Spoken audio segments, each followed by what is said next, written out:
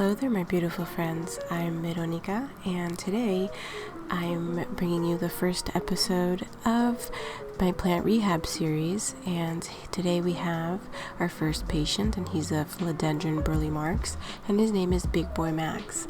And as you can see, he's not doing very well. His leaves are turning yellow, which is a sign of chlorosis, and basically the plant will not go back to normal, as in it won't go back to having its green leaves once they start turning yellow. So if I didn't remedy this issue, the plant would eventually die slowly and probably painfully for the plant. So as you can see, I have a pair of gloves and my favorite knife, and I'm just going right in. Here you can see that I'm cutting the plant. Now, a lot of people think that cutting the plant is going to be incredibly damaging to the plant, and in many cases it can be true. But here, as you can see, I'm just cutting the aerial roots of the plant in order to break the plant off from the base.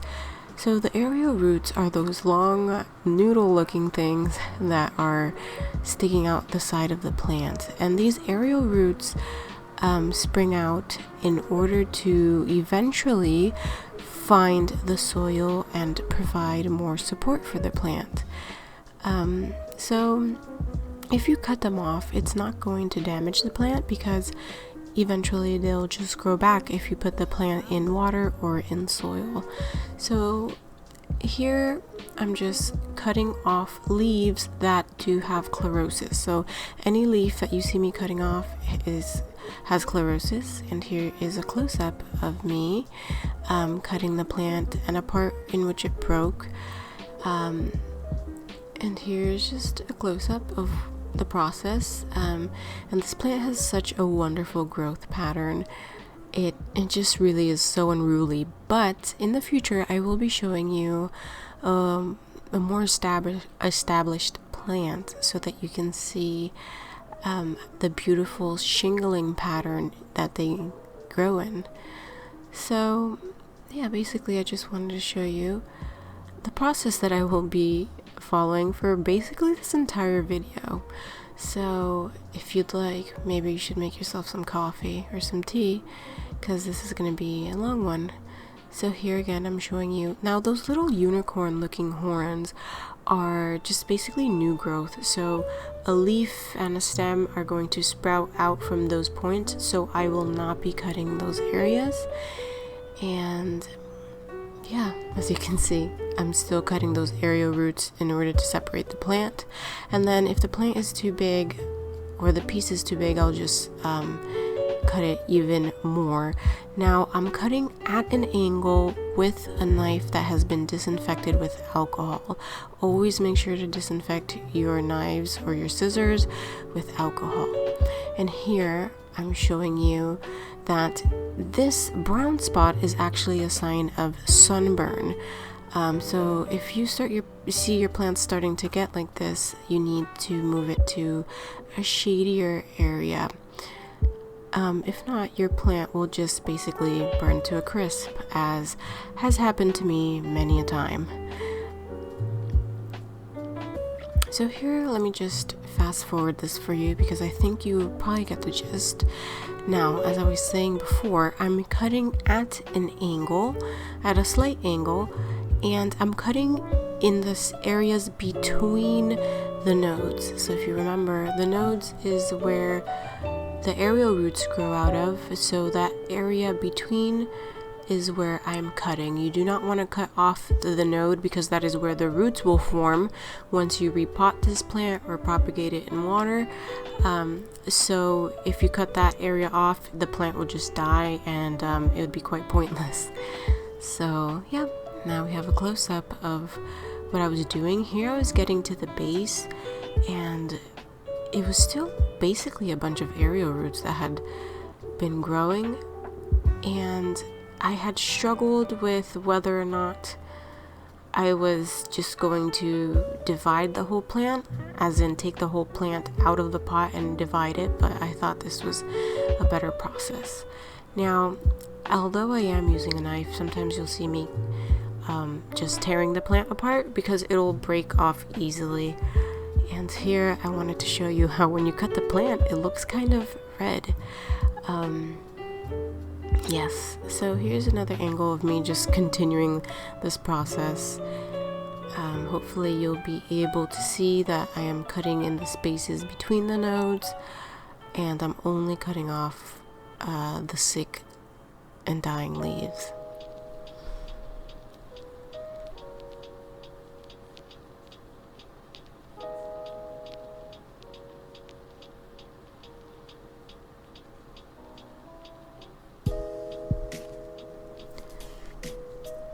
Another thing I wanted to mention was that throughout this video, sometimes it looks like I'm being quite rough with the plant because I did fast forward a lot of these clips, but I'm not. I'm being quite gentle, to be honest, but plants can handle, quite a lot, but, that doesn't mean you can just abuse them or just, be overly rough, because you're just going to damage or even kill your plant. So keep that in mind. Whenever you're working with your plant, just treat your plant like you want to be treated yourself, with love and kindness, and that honestly is the best recipe for them to grow into happy, healthy plants for the most part.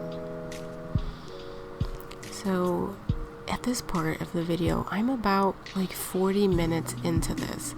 I initially started this at around 4, which wasn't the brightest of ideas because the sun is going down here at about 5:20, because it's winter, quote unquote. I live in Florida, so winter isn't really a thing.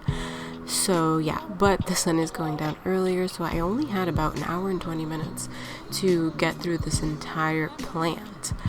I wanted to do the whole process in one day, as in cut the plant up, propagate it in water, and then repot it in soil, but it took me way too long, hence why there are 2 more parts of this video, which I will continue the following day, which that video should come up a week from now. So yeah, here you see I finally got enough of this plant cut up, so I decided to try to pull the plant out of the pot, but as you can see, it was so root bound and so tightly packed into that pot that I couldn't pull it out. So I was just squishing down the sides in order to loosen up the plant from the pot. And here I'm trying to show you that the roots had actually grown out of the holes from the drainage holes, so that was making it difficult as well to pull the plant out. So I cut them off a little bit, and I kept trying to pull it out as gently as possible, and there you go, I got it. That was hard work, let me tell you. And here I wanted to show you, as you can see, there's a lot of roots. So you'll see these roots I'm showing you right now are actually dead and they're rotten, and those are no good, but these gorgeous white, fleshy, thick roots are still quite healthy. But it doesn't even matter, because you will soon see what the end result of this plant is going to be.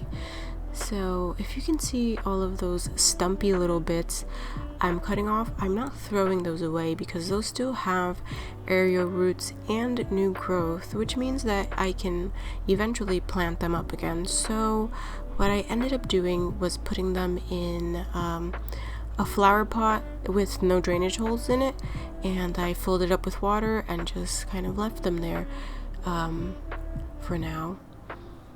And here we go, we're in the home stretch. Look, this is what I was talking about. So we're just left with that, and yes, home stretch. I'm almost done. I can almost taste the victory. I am super excited.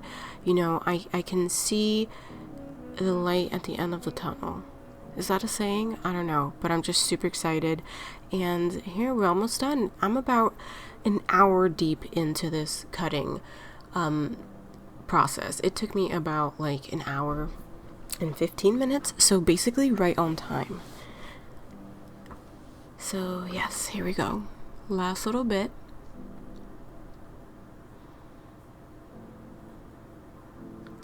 And there you go. I'm finally done.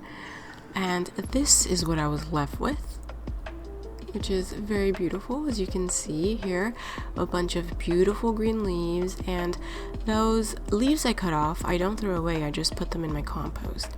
Now, like I said, you can probably see it's a little darker now because the sun did start to go down. So I wasn't gonna have time to do anything else to this plant for today, so I got a 5-gallon bucket, I believe, and filled it up with water, and I just carefully shoved all these cuttings in there, because the next day, which will be the next video, I will continue the process and propagate them and repot them.